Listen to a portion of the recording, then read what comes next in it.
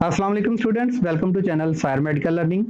Students, biology class 10th chapter 10 में हम respiratory disorders के बारे में जान रहे हैं।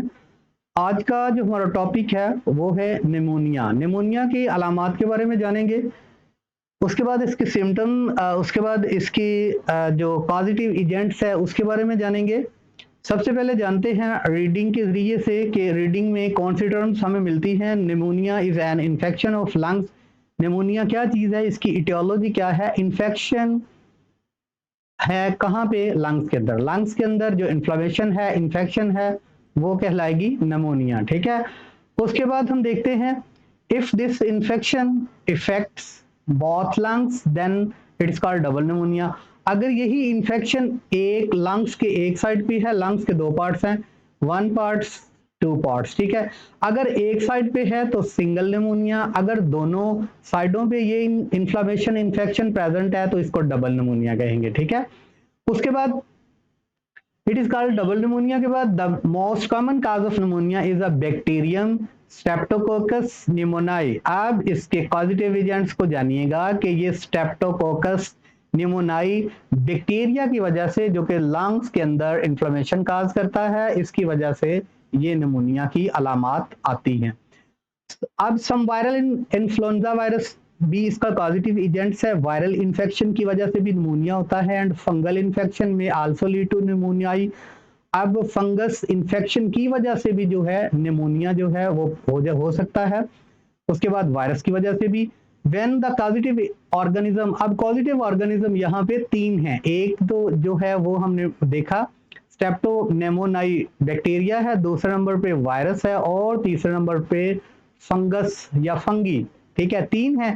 तीनों में से अगर इस बात हो रही है व्हेन पॉजिटिव ऑर्गेनिज्म, अब जो है ये मल्टीपर्पज टर्म इस्तेमाल हुई है कि वायरस भी हो सकता है, फंगस भी हो सकता है, या ये नमूनिया का जो स्ट्रेप्टोकोकस बैक्टीरिया है ये भी हो सकता है। वो करेगा क्या? ऑर्गेनिज्म एंटर द एल्वोलाई, जब ये एल्वोलाई के अंदर एंटर होगा। एल्वोलाई क्या है? मैंने आपको बताया कि एल्वोलाई ऐसी सरफेस है लंग्स की जो कि ब्रोंक्यूल्स के बाद छोटी छोटी बारीक बारीक नालियां जो है उसका एक गुच्छा सा होता है। वहां पे ब्लड कैपिलरीज भी प्रेजेंट होती है, वहां पे ऑक्सीजन की डिफ्यूजन, कार्बन डाइऑक्साइड जो है वो एग्जॉस्ट होनी होती है ब्लड सर्कुलेटरी सिस्टम से कैपिलरीज से एल्वोलाई के अंदर। उस एरिया के अंदर अगर ये ऑर्गेनिज्म जाती है, एंटर होती है, सेटल होती है, दे सेटल देयर, वहां पे ये सेटल होते हैं का मतलब है कि वहां पे ये आप अपनी कॉलोनी जनरेट करते हैं एंड ग्रो इन नंबर्स, और वहां पे अपनी तादाद को इंक्रीज करते हैं। दे ब्रीक द लंग टिश्यूज, अब वहां पे रहना है तो पैरासाइट है ना, जब रहेंगे तो एल्वोलाई की दीवारों को तोड़ेंगे। ठीक है। And the area become filled with fluid and पस, जिस एरिया को ये तोड़ेंगे, जहां पे ये रहेंगे, वहां पे फ्लूड और पस तो डेफिनेटली होगी। The symptoms of pneumonia include a cold, अब इसकी अलामात क्या होंगी? अलामात में शामिल होगा सर्दी लगती है, that is followed by the high fever, इसके साथ ही बहुत ज्यादा तेज बुखार हो जाएगा। शिवरिंग, ठीक है, ऑक्सीजन की फराहमी नहीं होगी बॉडी को तो शिवरिंग, शिवरिंग कहते हैं ये कपकपी आना, ठीक है, या इस तरह जो है ना वो ये कांपना, ठीक है, इसको कहते हैं शिवरिंग, सर्दी लगना। And a cough with sputum production, और खांसी होगी और स्प्यूटम प्रोडक्शन, बलगम साथ होगी। स्प्यूटम कहते हैं बलगम को, और प्रोडक्शन उसकी पैदावार, यानी बलगम भी साथ होगी।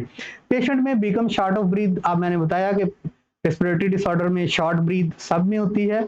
द पेशेंट स्किन कलर में चेंज, जो पेशेंट होगा उसकी जिल्द का रंग बदलेगा क्योंकि ऑक्सीजन जो है वो कम मिलेगी। And become dusky or purplish, पीला हो सकता है उसका कलर, ठीक है, या गहरा हो सकता है उसकी वजह के बॉडी को ऑक्सीजन की फराहमी नहीं हो रही तो कार्बन डाइऑक्साइड वाला ब्लड बॉडी में ज्यादा हो जाएगा। It is due to poor oxygenation of blood, blood के अंदर ऑक्सीजनेशन नहीं होगी क्योंकि जिस एरिया के अंदर ऑक्सीजनेशन होनी थी उस एरिया के अंदर फ्लूड या पस प्रेजेंट है। अब फ्लूड या पस के अंदर और जो है ऑक्सीजन की परफ्यूजन नहीं होती या पुअर होती है। Vaccine are available to prevent pneumonia caused by streptopneumoniae, अब स्ट्रेप्टोकोकस बैक्टीरिया से प्रिवेंशन के लिए पहले वैक्सीन दी जा सकती है। ठीक है, वैक्सीनेशन दी, मेडिसिन दी जा सकती है, वैक्सीनेशन की जा सकती है। अगर ये निमोनिया काज होता है तो antibiotics are used in the treatment of this type of pneumonia. अगर स्ट्रेप्टोनेमोनाई बैक्टीरिया की वजह से निमोनिया है तो इसको क्योर करने के लिए जो है वो एंटीबायोटिक इस्तेमाल किए जाते हैं। एंटीबायोटिक ऐसी ड्रग्स होती हैं जो कि बॉडी के अंदर बैक्टीरिया या माइक्रोब्स की जो ग्रोथ है उसको या तो किल करते हैं या इनहिबिट करते हैं। ऐसे सब्सटेंसेस को एंटीबायोटिक सब्सटेंसेस या ड्रग्स का नाम दिया जाता है। तो स्टूडेंट्स, आज का लेक्चर जो था उसमें हमने निमोनिया के बारे में जाना। इंशाल्लाह अगला जो लेक्चर होगा उसमें हम अस्थमा के बारे में, इसकी कॉजेटिव एजेंट्स के बारे में, इसके सिम्टम्स के बारे में पढ़ेंगे। तब तक के लिए इजाजत हो। अस्सलाम वालेकुम।